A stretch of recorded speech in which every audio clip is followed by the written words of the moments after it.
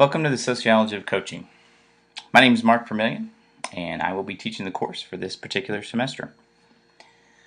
Just want to take a few seconds, briefly talk a little bit about who I am, what I hope to accomplish in the class, or what I hope we can accomplish in the class, and then briefly show some, kind of introduce those people to navigating the course shell within the Blackboard site. If you've never had Blackboard before, then sometimes it's one of those things that's kind of nice to have a brief little video tutorial. And for those of you that have had it before, maybe you can use it as a refresher.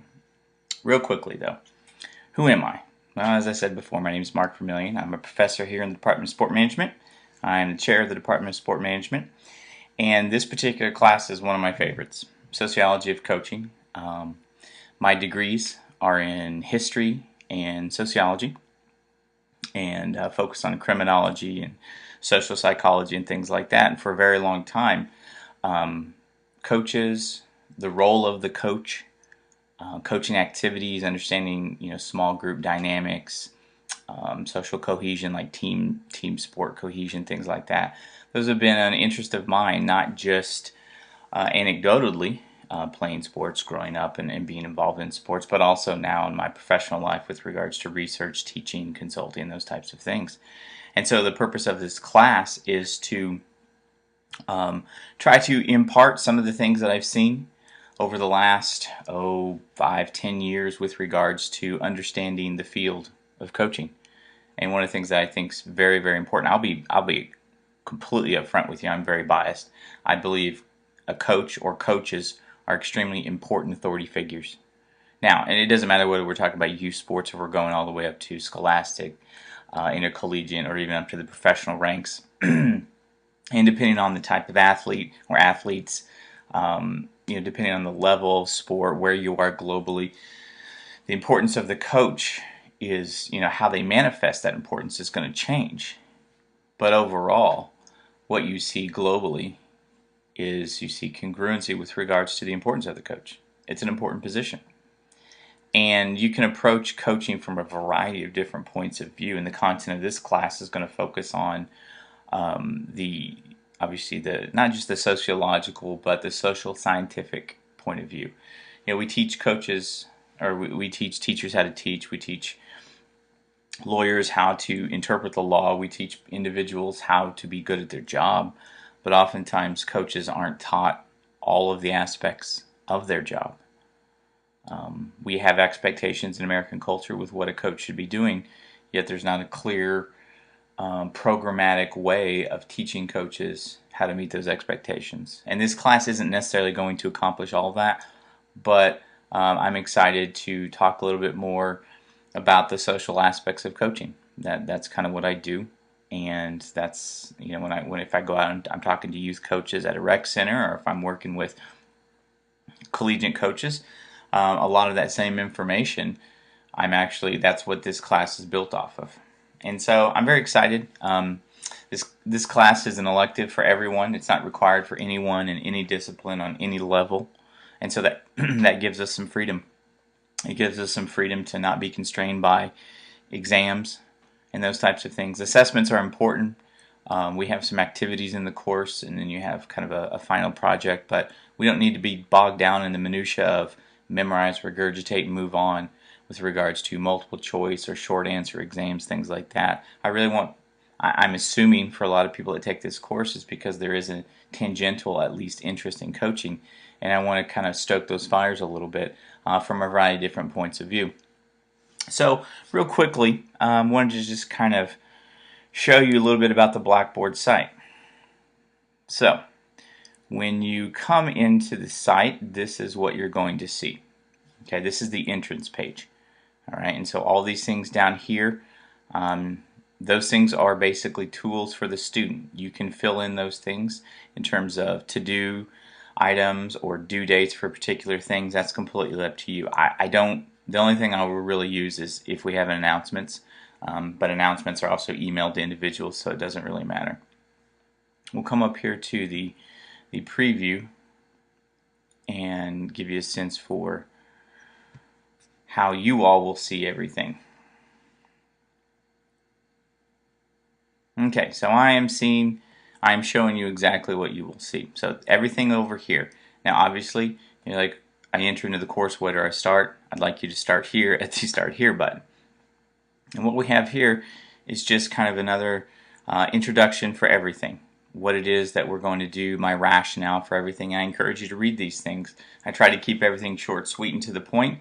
I know many of you are busy, which is completely understandable. So the point isn't to waste anyone's time. It is simply to provide information that's going to be extremely important. Now, syllabus, if you click on there, the syllabus, obviously, the whole idea of a syllabus is it's twofold. One, it provides the answers, hence the nifty little graphic there. Also, it will provide you scoring. It provides you philosophies, WSU policies, the Department of Sport Management policies, cosmic accreditation, those types of things. You click on there, you open it up in a Word document, and my assumption is that you're going to go through and read that. Okay? And so everything I do in the class is based off the assumption that you know the foundational elements of the course. And then coming down here, this is going to be our weekly schedule. Obviously, this is 100% online course. It's also what we call asynchronous, which means you don't. The only things that are due are the bolded due dates. Okay? Now, everything I say here, these are just suggestions. I know lots of times students, they say, oh, it's an online class, I'll sit down one afternoon and I'll do the entire week. That's fine. That's, you know how you learn. My job's not to tell you how to do that type of thing. So, but these are just suggestions to help those people that maybe you've never taken an online course before, to help kind of structure some of the learning opportunities in the environment.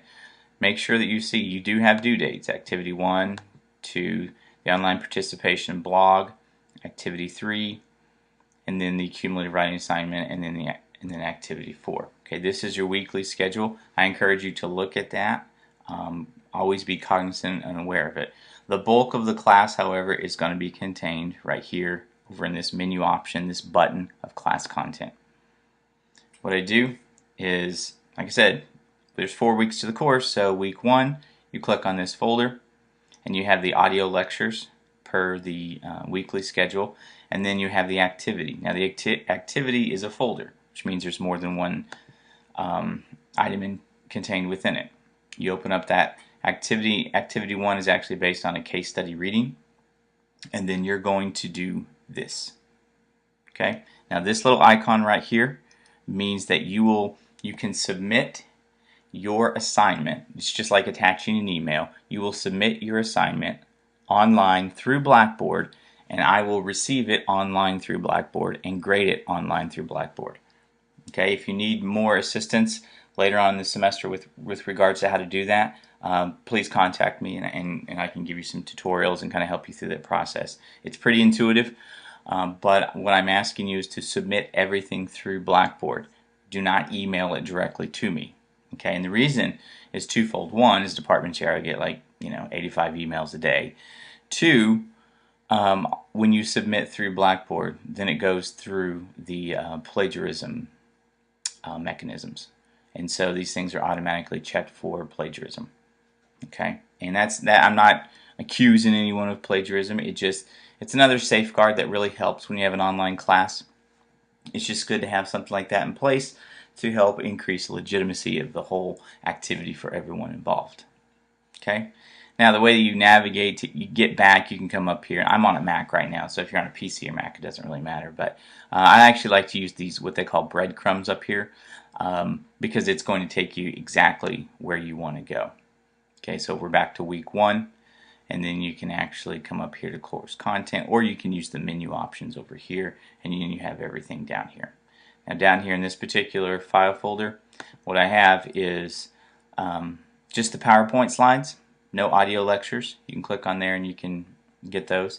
And then here I've just posted the audio lectures. They're the exact same audio lectures that you would find contained within each of the weeks. I just put them all in one place as just kind of a backup.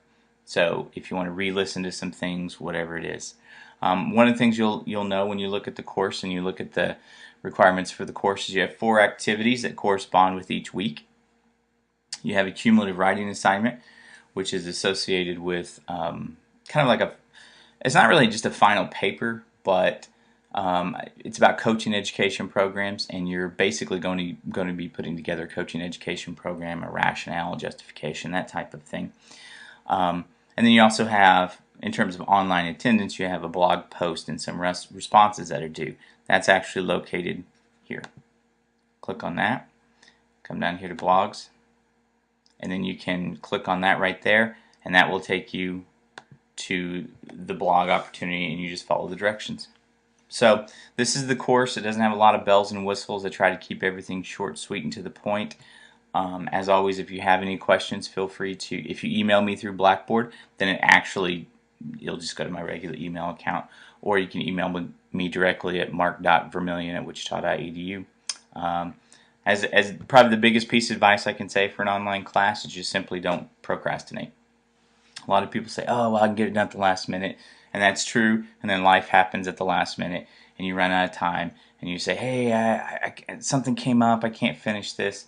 I completely understand, but because an online class has to be so regimented, there isn't very much flexibility from instructor or professor's point of view with regards to those, because those due dates are already up there, and we know that. But as always, if there are extreme extenuating circumstances, I understand that people are people, life happens.